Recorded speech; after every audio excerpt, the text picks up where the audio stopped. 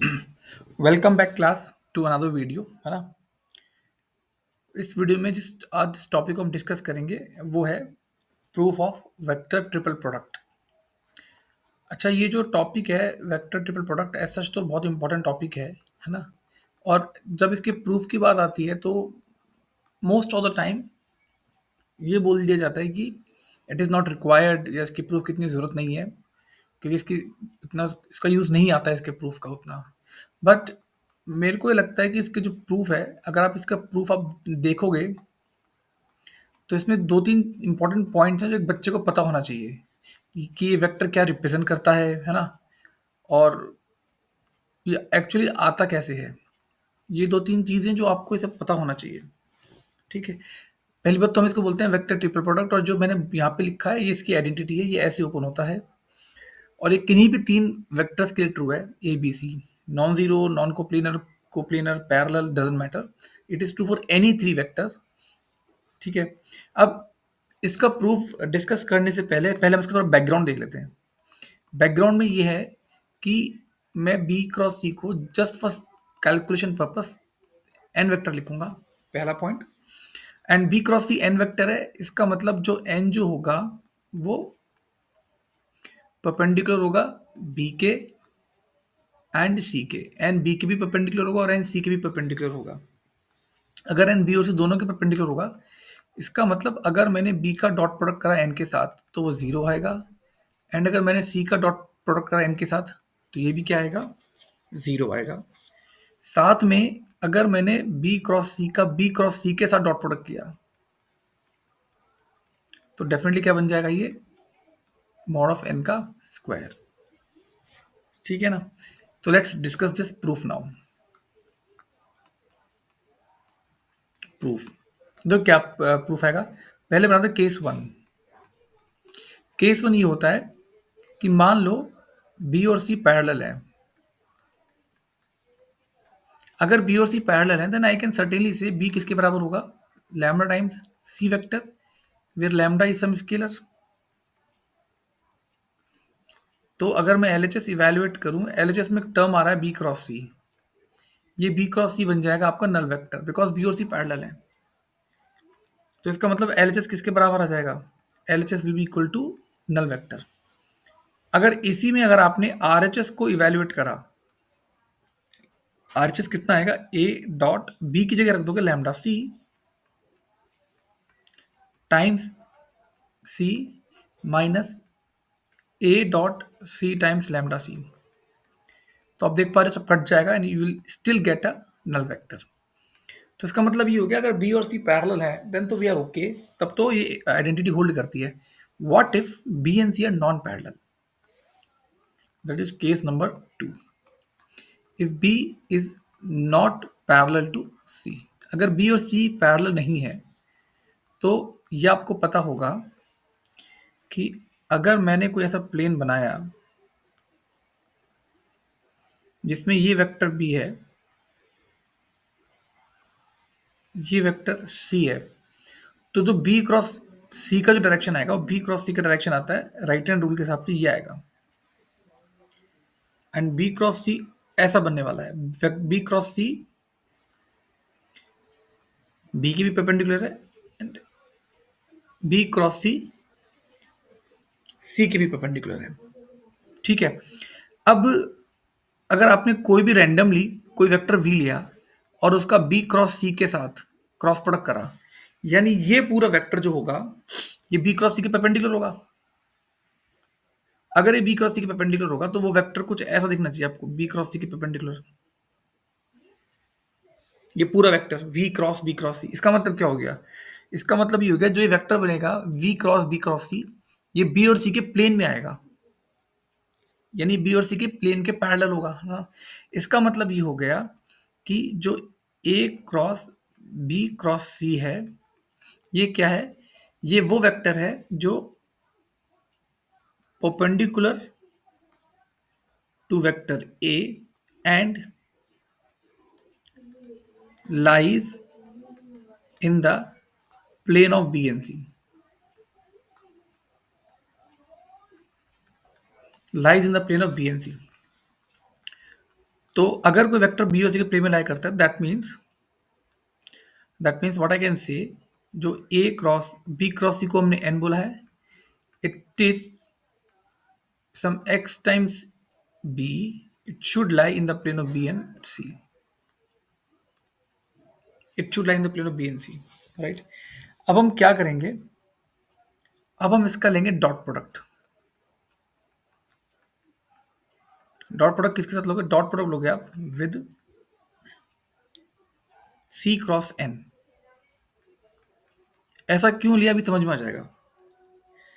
Dot product अगर आप सी cross N के साथ डॉट प्रोडक्ट लोगे तो आपके पास बनेगा A cross N dot C cross N, and it will be how much, it will be x times b dot c cross n plus y times, now c dot c cross n कितना हो जाएगा, it will be a null vector,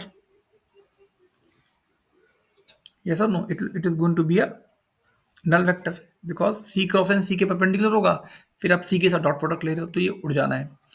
यानी आपके पास x जो आया which we are looking for, क्योंकि हमें x निकालना है, x और y दोनों निकालने हैं, x आपके पास बन जाएगा a cross n dot c cross n upon b dot c cross n, b dot c cross n। ना अब एक पॉइंट देखो,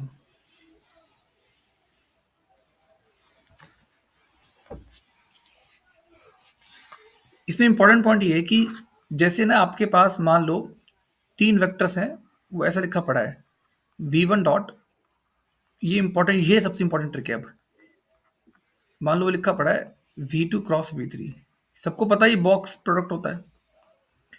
बॉक्स प्रोडक्ट में प्रॉपर्टी होती है, क्या प्रॉपर्टी होती है, बॉक्स प्रोडक्ट के अंदर डॉट और जो क्रॉस होता है इन दोनों को इंटरचेंज किया जा सकता है। So this can be written like this, v1 cross v2 dot v3, हम इसी का यहाँ पे यूज करेंगे। तो हम क्या लिखेंगे, देखो हम इसको ऐसे लिखेंगे, तो मैं इस क्रॉस और इस डॉट को इंटरचेंज करूंगा, तो हम कैसे लिखेंगे, हम इसको लिखेंगे देखो ऐसे, A dot, just give me a second, let me rub it again, some issues, it's gonna be A dot N cross C cross N, नहीं, just give me a second,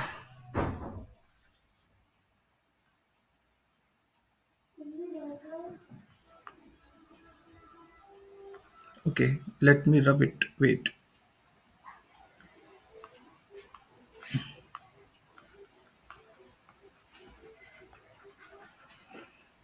okay.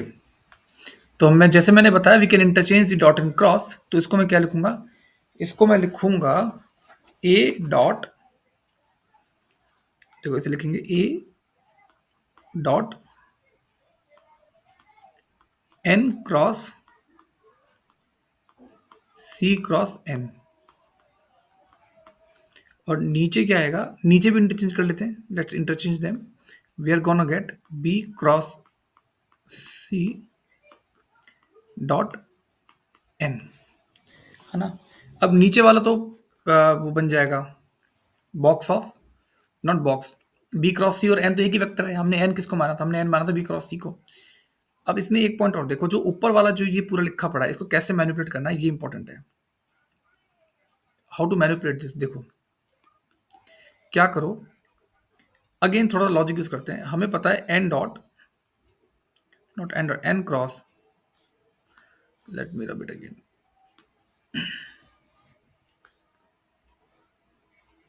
Just give me a second, okay.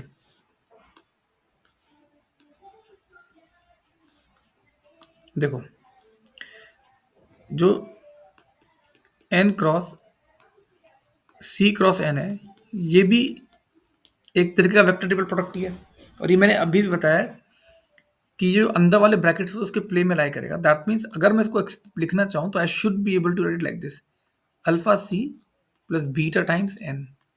And remember जो N जो है वो क्या है, वो perpendicular है। वो किसके परपेंडिकुलर है? वो सी के परपेंडिकुलर है, वो बी के भी परपेंडिकुलर है। तो अगर मैंने डॉट प्रोडक्ट लिया डॉट विद सी, अगर सी के साथ डॉट लोगे तो क्या आएगा तुम्हारे पास? देखो, C dot N cross C cross N बराबर alpha time C dot C is mod C का square and N dot C will be 0। इसमें दोबारा इंटरचेंज करते हैं डॉट एन क्रॉस। अब फिनिश हो गया ये। इसको लिखोगे C cross N dot C cross N equals to alpha इसका square. So this becomes mod of C cross N का square is alpha times mod C का स्क्वायर। यानी यहां से हमारे पास क्या आ गया? मॉड सी का स्क्वायर mod n का square and c and n are perpendicular to each other, so sin 90 is 1 alpha times mod c का स्क्वायर। तो यहां से आपके पास अल्फा बहुत ही बढ़िया वैल्यू आ गई, मॉड ऑफ n का स्क्वायर। तो इसी वैल्यू को अब मैं ऊपर पुट करूंगा कहां पे? यहाँ पे अल्फा आ जाएगा मॉड n का स्क्वायर। दैट मीन्स ये जो वेक्टर बन जाएगा आपका x will be equals to a dot, ये पूरा वेक्टर किसके बराबर होगा? अल्फा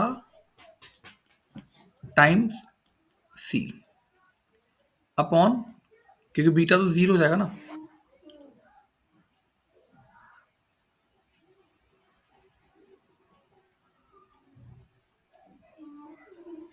अपॉन कितना आएगा ये? अपॉन हो जाएगा मॉड ऑफ n का स्क्वायर, ये कट जाएगा। दैट मीन्स x कितना आ गया आपके पास? x will B a dot c। तो सेम लॉजिक से यू कैन फाइंड y। तो जैसे x a डॉट c आया, that means a cross b cross c को मैंने लिखा था x times b plus y times c। तो x कितना बन गया आपका? a dot c times b। Same logic से अगर आप y को भी मैनिपुलेट करोगे तो you will get y as minus a dot b। अगर आप if you try to manipulate y then you are going to get y as a dot b times c and that completes the proof of this. इसमें ना important point बस एक ही है कि ध्यान रखना कि जैसे मान लो a क्रॉस b क्रॉस सी आपसे कहा जाए इसको ओपन करो, बस इतना ध्यान रखो कि ये सी के परपेंडिकुलर है और जो ब्रैकेट के अंदर जो वेक्टर्स लिखे होते हैं ना ये इसके प्लेन में ओपन होगा। तो इसको आप ऐसे ओपन करोगे x times a plus Y times b and जो x और y की वैल्यूज होगी सबसे पहले क्या करोगे? जैसे x times a plus Y times b open होगा तो सबसे पहले जो दूर वाले होते हैं ना पहले वो आते हैं। तो सबसे पहले क्या मल्टीप्लाई करोगे? पहले जो दूर वाले वेक्टर्स होते हैं पहले ये लिखा जाएगा। So you will get a dot c, dot product है, times c times b minus फिर नजदीक वाले लिखे जाते हैं b dot c times a, है ना। एंड इस लॉजिक को ना आप 4 वेक्टर्स के लिए भी एक्सपेंड कर सकते हो। You can expand it to any number of vectors. I hope you like the video. Do like and subscribe and किसी के पास अगर कोई छोटा तरीका है तो please do mention that in the comment. Thank you class, thank you very much.